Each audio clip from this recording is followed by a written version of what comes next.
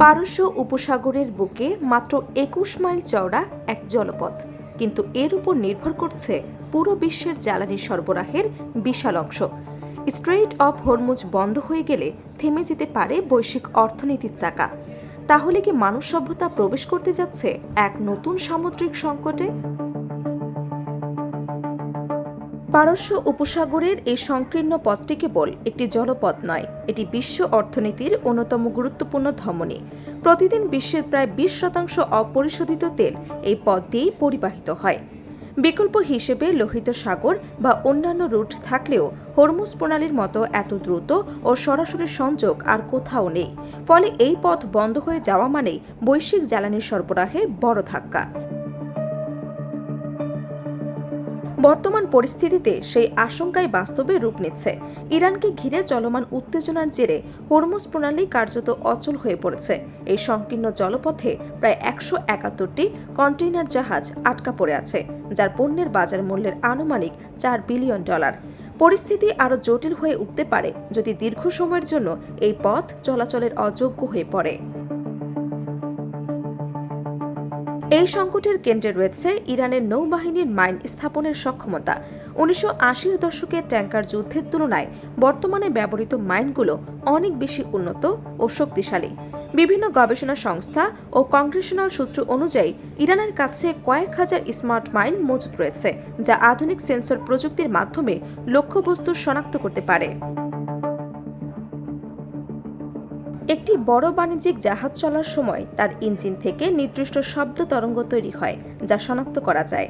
একই সঙ্গে জাহাজের বিশাল ধাতব কাঠামোর কারণে পৃথিবীর চৌম্বক ক্ষেত্রে সূক্ষ্ম পরিবর্তন ঘটে এবং পানির নিচে চাপের তারতম্য সৃষ্টি হয়।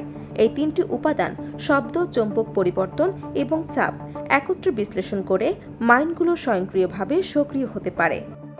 উদাহরণ হিসেবে MT-M6 ধরনের একটি মাইনে প্রায় ১১০০ কিলোগ্রাম বিস্ফোরক থাকতে পারে এবং এটি ১২ থেকে ১২০ মিটার গভীরতায় কার্যকর। এতে শিপ কাউন্টার প্রযুক্তি থাকায় নির্দিষ্ট সংখ্যক জাহাজ পার হবার পর এটি সক্রিয় হয়, যা প্রতিরোধকে আরও কঠিন করে তোলে। তবে প্রযুক্তি যতই উন্নত হোক, বাস্তব পরিস্থিতি অনেক জটিল। হরমুজ প্রণালীর মতো ব্যস্ত জলপথে অসংখ্য জাহাজ, সামুদ্রিক প্রাণী এবং স্রোতের কারণে তৈরি হয় তীব্র শব্দের পরিবেশ। এতে সেন্সরগুলো ভুল সংকেত গ্রহণ করতে পারে, ফলে নিরপেক্ষ বাণিজ্যিক জাহাজও ঝুঁকির মুখে পড়ে। একবার পানিতে মাইন বসানো হলে সেটি নিয়ন্ত্রণ করা প্রায় অসম্ভব। এ কারণেই একে অনেক সময় অন্ধ অস্ত্রও বলা হয়। এখন প্রশ্ন উঠছে, এই মাইনগুলো দ্রুত সরানো কি সম্ভব? এখানেই দেখা দিয়েছে বড় চ্যালেঞ্জ। দীর্ঘদিন ব্যবহারের পর মার্কিন নৌবাহিনী তাদের পুরনো মাইন অপসারণকারী জাহাজগুলো অবসর দিয়েছে। বর্তমানে তারা নির্ভর করছে আধুনিক পানির নিচের ড্রোন বা মানববিহীন যান ব্যবস্থার উপর। এই ড্রোনগুলো উন্নত সোনার প্রযুক্তি ব্যবহার করে সমুদ্রের তলদেশ স্ক্যান করতে পারে এবং লুকিয়ে থাকা মাইন শনাক্ত করতে সক্ষম।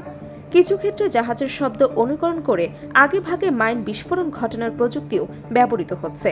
তবে কাঠ বা প্লাস্টিকের তৈরি মাইন শনাক্ত করা এখনও কঠিন, যা ঝুঁকি আরও বাড়িয়ে দিচ্ছে। মাইন অপসারণ শুধু প্রযুক্তিগত নয়, এটি একটি সামরিক ঝুঁকিও তৈরি করে।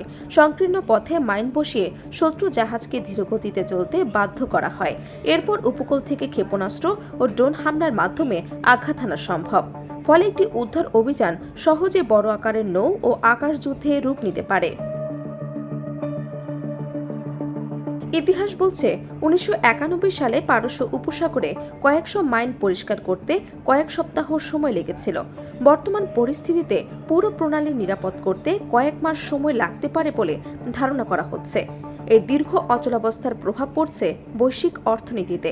কাতারের তরলীকৃত প্রাকৃতিক গ্যাস রপ্তানি সম্পূর্ণভাবে এই পথের উপর নির্ভরশীল। একইভাবে সৌদি আরবিয়া বিকল্প পাইপলাইন থাকলেও তার সক্ষমতা সীমিত। অন্যদিকে ইন্ডিয়া, চীন এবং জাপানের মতো দেশগুলো এই অঞ্চলের জ্বালানির উপর ব্যাপকভাবে নির্ভরশীল। সব মিলিয়ে হরমুজ প্রণালীর এই সংকট এখন আর কেবল আঞ্চলিক নয়, এটি বৈশ্বিক সরবরাহ ব্যবস্থা ও অর্থনীতির জন্য বড় হুমকি হয়ে দাঁড়িয়েছে। এখন মূল প্রশ্ন, এই অচলাবস্থা কতদিন চলবে, আর এর বোঝা শেষ পর্যন্ত কে বহন করবে? বিশ্ব অর্থনীতি নাকি সাধারণ মানুষ?